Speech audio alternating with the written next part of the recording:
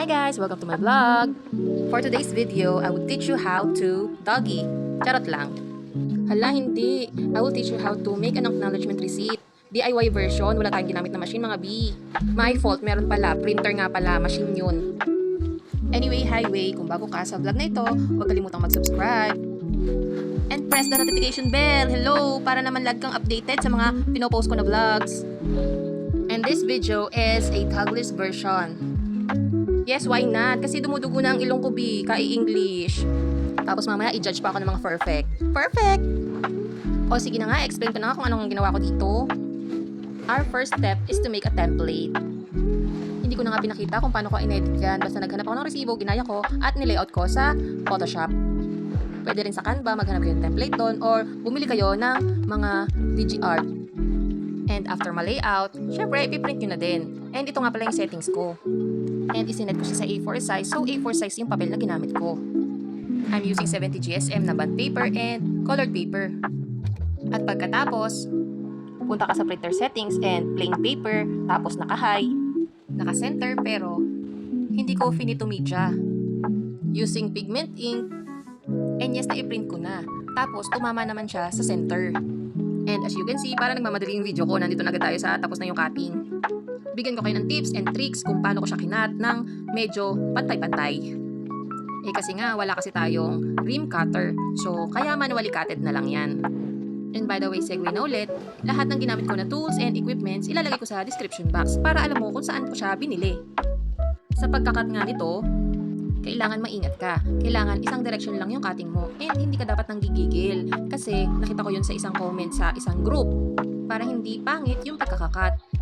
Kailangan magaan lang yung pagkakahawak mo sa cutter. And kailangan pantay na pantay sa ruler. As you can see a while ago, natapos ko na siyang ikat and sinegregate ko siya. Binilang ko isa-isa. After ko bilangin, pinagsama-sama ko naman yung magkaibang kulay. So, alternate siya na 50 pieces na order number or 100 leaves. Ayun, umabot yung explanation ko. Ito na nga, binabind na nga natin siya ng binder clip. Huwag niyo ako judge, hindi ako perfect, hindi din ako master dito. So first time ko nga lang pong ginawa yan. Bago ko i-binder clip yan, itinakta ko yung upper part. Para nga super pantay na pantay. Tapos, kinat ko siya ng cutter and gumamit muna ako ng stick glue dito.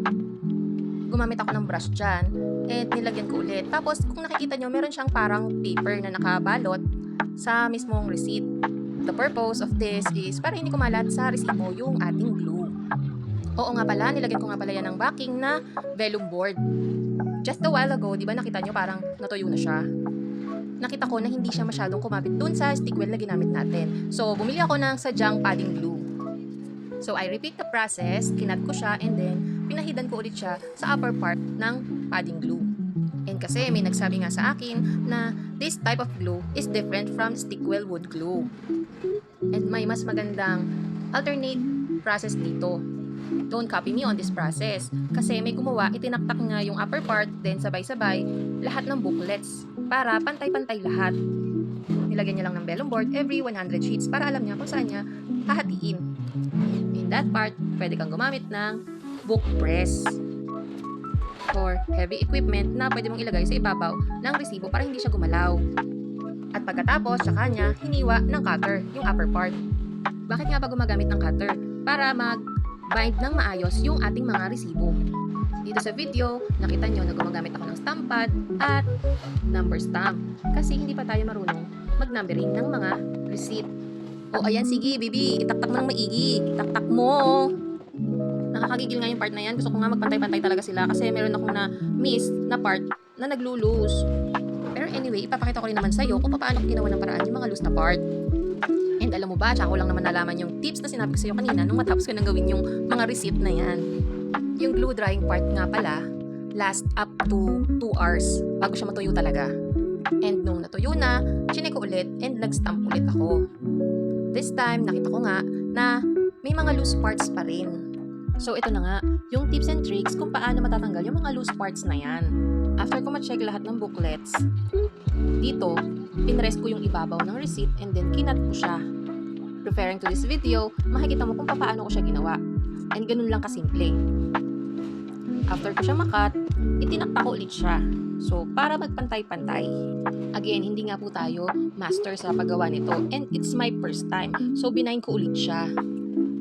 After binding, cut mo ulit yung upper part and glue again. And after this process, wala na nga tayong gagawin kundi patutuyuin na lang natin. And good to go na yung ating receipt. Kailangan talaga pag ini-strip mo yung part na ito, medyo malalim para kumapit talaga yung glue. And for the last time, ito yung gluing na kailangan talaga masinsin yung pagkakalagay mo. So, ito na nga yung receipt natin.